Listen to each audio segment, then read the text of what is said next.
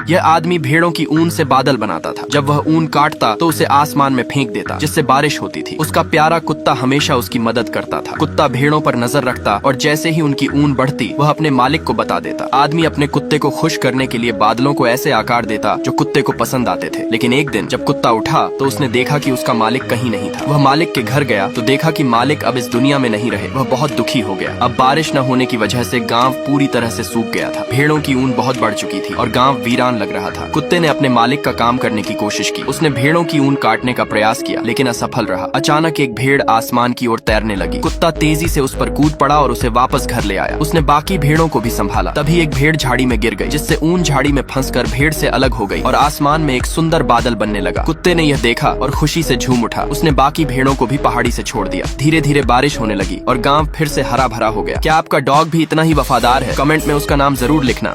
यह 80 साल का बूढ़ा आदमी रिक्शा चलाकर अपना गुजारा करता है, पर एक सवारी के लिए उसे 3 रुपए ही मिलते हैं, जबकि ऑटो वाला 10 रुपए लेता है। इसी बात से ऑटो वाला बूढ़े आदमी का मजाक बनाता रहता है, लेकिन बूढ़े आदमी के पास इतने पैसे नहीं थे कि वह एक ऑटो ले सके। तभी वहाँ एक फॉरेनर मोटी लड़की आई जो बूढ़े आदमी की फोटो खींचने लगती है और फिर उसने ताजमहल की फोटो दिखाकर बूढ़े आदमी से वहाँ ले जाने को कहा। वह इतनी ऊंची पहाड़ी देखकर हैरान रह गया, लेकिन उसे पैसों की जरूरत थी, इसीलिए वह चल पड़ा। थोड़ी दूर चढ़ाई चढ़ते ही बूढ़े आदमी की सांस फूलने लगी, जबकि इतने में ऑटो वाले ने कई चक्कर लगा दिए। लड़की का वजन बहुत ज्यादा था, इसीलिए आधी पहाड़ी चढ़ते ही बूढ़ा आदमी पूरी तरह से थक गया था। उसके लिए वहाँ तक पहुँचना नामुमकिन सा लग रहा था और उससे भी बुरा ये हुआ कि उसके पहिए के नीचे एक पत्थर आ गया, जिसकी वजह से अगला पहिया रुक गया। उसकी हर कोशिश बेकार जा रही थी। रिक्शे के झटकों से लड़की के स्नैक्स गिर गए। उन्हें उठाने के लिए लड़की का शरीर सीट से हटा, जिससे वजन कम हुआ और बूढ़ा पत्थर पार कर गया। अंत में उसने लड़की को ताजमहल पहुँचा ही दिया। बूढ़ा बहुत खुश हो गया, पर इसके लिए भी उसे 3 रुपए ही मिले। ऑटो वाले ने फिर उसका मजाक उड़ाया, लेकिन इस बार उसने उस पर ध्यान नहीं दिया।